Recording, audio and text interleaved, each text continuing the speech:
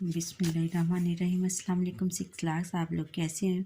उम्मीद है कि आप लोग सब खैरियत से होंगे। मैं भी खैरियत से हूँ। और सबसे पहले कि आप मुझे लाइक करें, आप मुझे सब जिन लोगों ने मुझे सब्सक्राइब नहीं किया सब्सक्राइब करें और लाइक करें, शेयर करें और बेल आइकॉन पर क्लिक करें ताकि हर आने वाला लेसन मेरा आप तक पहुंच सके। और प्यारा सा कमेंट ज़रूर किया करें। अच्छा, अब ये देखें, अब हमने पिछली नशिस्त में बच्चों पढ़ा था अक़ीदा तौहीद के अहमियत और असरात लेसन पढ़ा था। आज हम उसके मश्क़ी सवालात कर लेते हैं। दुरुस्त जवाब का इंतखाब करें। अल्लाह ताला की ज़ात, सफ़ात और इख्तियारात में यकता मानना है। अक़ीदा आखरत, अक़ीदा रसालत, अक़ीदा तौहीद, अक़ीदा तकदीर। अक़ीदा तौहीद में हम अल्लाह ताला को यकता मानते हैं। तमाम इस्लामी अक़ायद की बुनियाद है अक़ीदा तौहीद, अक़ीदा शफ़ाअत, अक़ीदा इल्म गैब और अक़ीदा आखरत। अक़ीदा तौहीद है तमाम इस्लामी अक़ायद। अच्छा, अगला है कि कुरान मजीद के मुताबिक सबसे बड़ा गुनाह है बदअहदी, खयानत, शिर्क, फजूल खर्ची। क्या है? शिर्क है सबसे बड़ी। हर चीज़ का हकीकी मालिक है मुअज़्ज़ज़ मुकर्रर फरिश्ता अल्लाह ताला, हाकिम वक्त इंसान। अल्लाह ताला है सबका हकीकी मालिक। और नंबर 5 है कि अक़ीदा तौहीद को मानने से इंसान का दिल हो जाता है खौफज़दा, बेचैन और यकसू पुरसकून हो जाता है उसका दिल। अब हमने खाली जगह पुर करनी है। वही अल्लाह है जिसके सिवा कोई डैश नहीं, कोई इबादत के लायक नहीं। अक़ीदा तौहीद तमाम इस्लामी अक़ायद की डैश है, बुनियाद है। और हर चीज़ का हकीकी मालिक डैश है अल्लाह ताला है। कुरान मजीद में सबसे ज़्यादा ज़ोर डैश पर दिया गया है, अक़ीदा तौहीद पर दिया गया है। और सबसे लास्ट है अल्लाह ताला की ज़ात, सफ़ात या इख्तियारात में किसी को शरीक ठहराना डैश कहलाता है, शिर्क कहलाता है। अब हमने बच्चों मुख्तसर जवाब देने हैं। मुख्तसर जवाब में पहला सवाल है कि अल्लाह ताला पर ईमान से क्या मुराद है। इसका सवाल का जवाब हम यहाँ से देंगे बच्चों। अल्लाह ताला पर ईमान लाने से मुराद है कि दुनिया को बनाने वाला और इसे चलाने वाला सिर्फ अल्लाह ताला है। अल्लाह ताला पर ईमान लाना मुसलमान होने की पहली शर्त है। इसके बाद दूसरा सवाल है कि अक़ीदा तौहीद से क्या मुराद है। इसका जवाब, ये जो अक़ीदा तौहीद की हेडिंग लिखी हुई है, इसके नीचे एक लाइन है, उसमें इसका जवाब है। अक़ीदा तौहीद से मुराद है कि अल्लाह ताला एक है और इसका कोई शरीक नहीं। वो अपनी ज़ात, सफ़ात और इख्तियारात में मुतलक यानी यकता है। फिर अगला सवाल नंबर 3 है कि अक़ीदा तौहीद के बारे में एक आयत का तर्जुमा लिखें। इसका सवाल यहाँ से है कि एक और जगह अल्लाह ताला की इरशाद है कि तर्जुमा वही अल्लाह है जिसके सिवा कोई। फिर नेक्स्ट क्वेश्चन है कि अक़ीदा तौहीद के बारे में एक हदीस का तर्जुमा लिखें। इसका जवाब यहाँ से है कि हज़रत मोहम्मद रसूलुल्लाह ख़ातमुन नबिय्यीन सल्लल्लाहु अलैहि वसल्लम ने जब लोगों को अल्लाह ताला की तरफ बुलाते तो इनसे कहते, ए लोगो, तुम अगर ये इकरार कर लो कि अल्लाह ताला के सिवा कोई माबूद नहीं है तो तुम कामयाब हो जाओगे। यानी उनका कहना था, जब वो दावत उन्होंने लोगों को देना शुरू की अल्लाह ताला की वहदानियत की, तो उन्होंने कहा कि ए लोगों, अगर तुम ये इस बात का इकरार कर लो, इस बात को कबूल कर लो कि अल्लाह ताला के सिवा कोई माबूद नहीं, कि अल्लाह ताला ही सबका माबूद है, सबका पालने वाला है, और इस पर ईमान ले आओ तो तुम कामयाब हो जाओगे और फिर तुम्हारी कामयाबी है।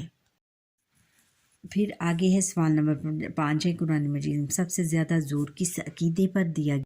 इसका जवाब है कि कुरान मजीद में सबसे ज़्यादा ज़ोर अक़ीदा तौहीद पर दिया गया है।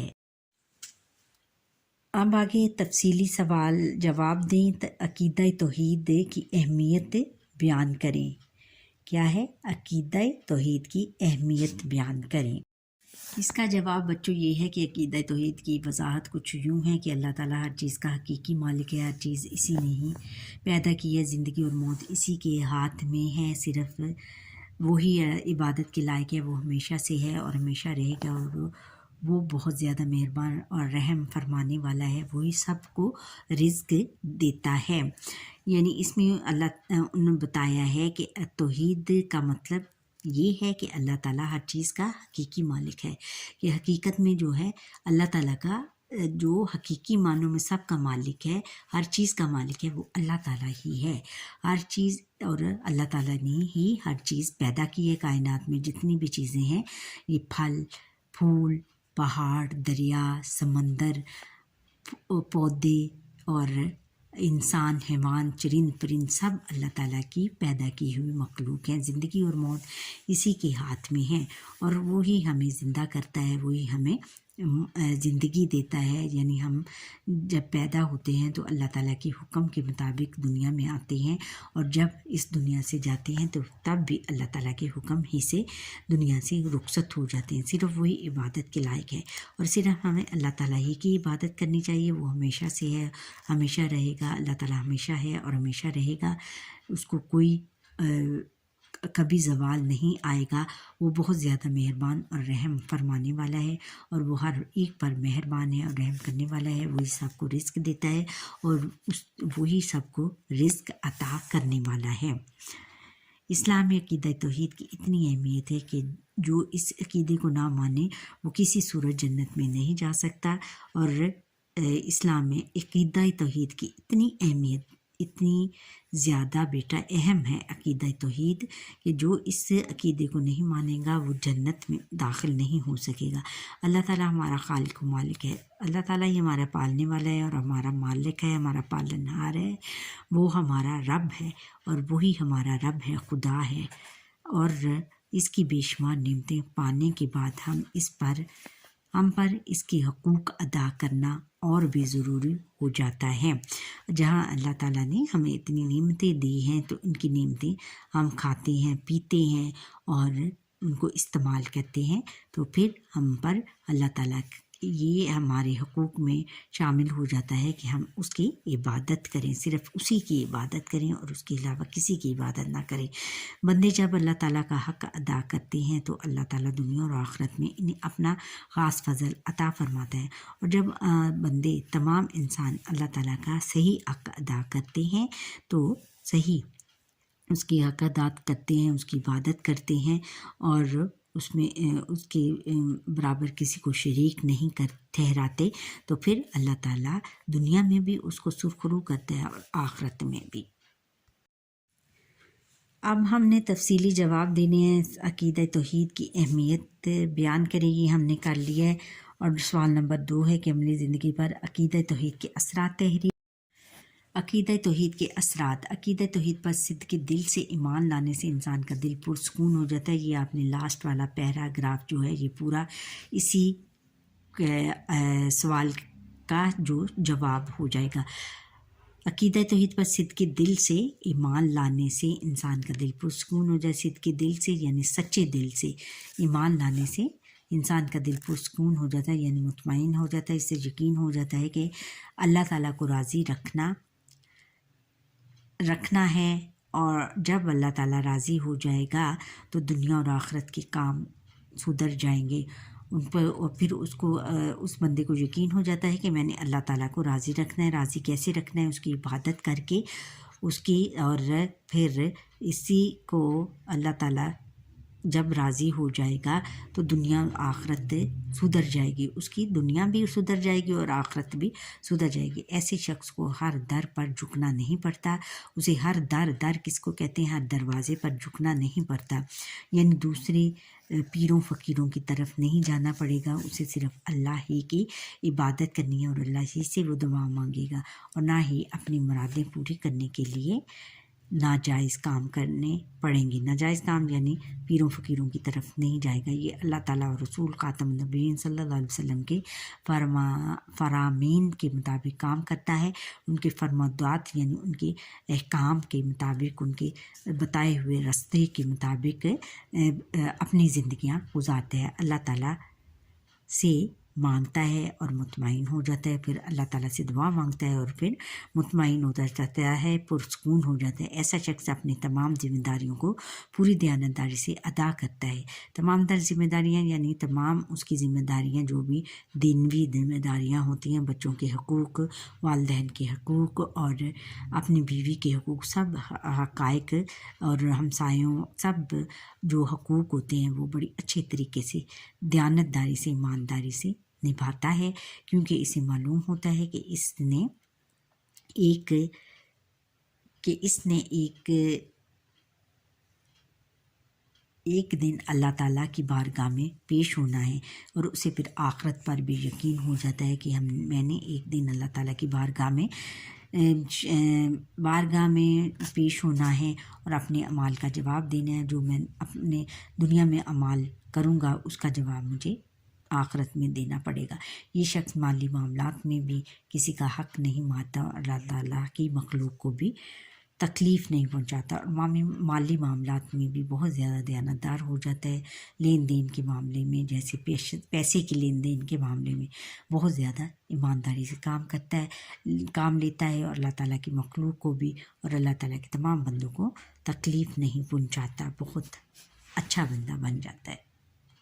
اب بچوں آگے سرگرمیاں ہیں۔ سرگرمیوں میں ہے کہ سرگرمیاں برائے طلبہ توحید کے موضوع پر قرآن مجید کی دو آیات اور مستند احادیث مبارکہ تلاش کر کے لکھیں اور ہم جماعت ساتھیوں کے سامنے پیش کریں۔ اللہ تعالیٰ کے اسماء حسنہ سنیں اور چند اسماء حسنہ مثلاً احد، خالق اور مالک کے معنی پر مذاکرہ کریں۔ احد کا کیا مطلب ہوتا ہے؟ یکتا، ایک، خالق پالنے والا اور مالک پیدا کرنے والا۔ روزمرہ زندگی میں توحید کے تقاضے کیسے پورے کیے جا سکتے ہیں؟ روزمرہ زندگی توحید کے تقاضے اس طرح پورے کیے جا سکتے ہیں کہ ہمارا یہ عقیدہ ہو کہ اللہ تعالیٰ ایک ہی ہے، وہی سب کا پالنے والا ہے، وہی سب کا خالق ہے، وہی سب کا مالک ہے، اور اس کے سوا ہمیں کسی کی عبادت نہیں کرنی چاہیے، اور پھر اس کے ساتھ کسی کو شریک نہیں ٹھہرانا چاہیے، اور ہمیں نماز پڑھنی چاہیے، روزے رکھنے چاہیے، حج ادا کرنا چاہیے، زکوٰۃ دینی چاہیے، اس طرح کے اچھے اچھے کام کرنے چاہیے، اور پھر ہم اچھے مسلمان بن سکیں گے۔ برائے اساتذہ کرام، طلبہ کے دل میں اللہ تعالیٰ اور اس کے رسول خاتم النبیین صلی اللہ علیہ وسلم کی محبت و عظمت کا احساس اجاگر کیجیے۔ یعنی بچوں، ہمیں صرف اللہ تعالیٰ کی عبادت کرنی چاہیے اور اسی کو ایک ماننا چاہیے، اسی کی عبادت کرنی چاہیے، اور اسی کے تمام جو احکامات ہیں انہیں کو بجا آور لانا چاہیے، یعنی ان پر عمل کرنا چاہیے، نماز پڑھنی چاہیے، روزے رکھنے چاہیے، حج ادا کرنے چاہیے، زکوٰۃ دینی چاہیے، اور پھر اور اس بات کا بھی ہمیں یقین ہونا چاہیے کہ حضور نبی اکرم صلی اللہ علیہ وسلم ہی خاتم النبیین ہیں، یعنی ان پر نبوت کا سلسلہ ختم ہو گیا ہے اور ان کے بعد کوئی رسول یا نبی نہیں آئے گا، اور وہی آخری نبی اور رسول ہیں، اور ہمیں اس بات کا پکا یقین ہو جانا چاہیے، اور یہی ہمارا ایمان ہے اور یہی ہمارا یقین ہے۔ پھر طلبہ کو اسلامی اقدار سے روشناس کرائیں، ان کی حوصلہ افزائی فرمائیں، اور تمام یہی ہماری اسلامی اقدار کس کی جمع ہے؟ قدر کی جمع ہے، اور ہمیں تمام اس کی اقدار کو اپنانا چاہیے اسلام کی، اور ان کی پھر جب ہم تمام اقدار کو اپنائیں گے اور اچھے مسلمان بن جائیں گے تو ہمیں اس کی تبلیغ کرنی ہوگی، دوسرے مسلمانوں کو بھی اسلام کے اچھے اصول سکھانا ہوں گے، اور پھر جب وہ بچے سیکھ جائیں گے تو ان کی ہمیں حوصلہ افزائی کرنی چاہیے کہ آپ نے بہت اچھا کام کیا۔ بچوں، یہاں پر ہی ہمارے آج کے لیسن کا وقت ختم ہوا۔ مجھے لائک، سبسکرائب کریں، بیل آئیکن پر کلک کریں اور کمنٹ کرنا نہ بھولیے گا۔ اللہ